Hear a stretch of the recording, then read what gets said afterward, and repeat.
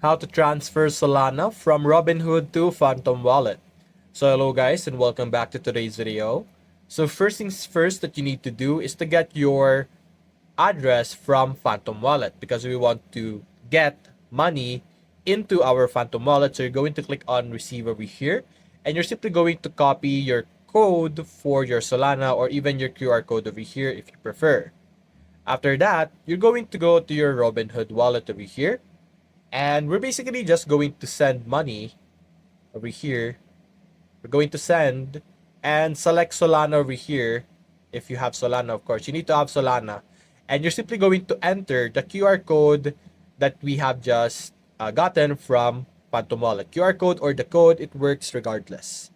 And I could even scan it directly over here as you can see. So aside from that, if you want to do vice versa, it's also going to do the same thing. As you can see, you will be able to get the code over here from your Robinhood wallet as well. So that's basically it, guys. If you enjoyed this video, leave a like and subscribe. Thanks for watching.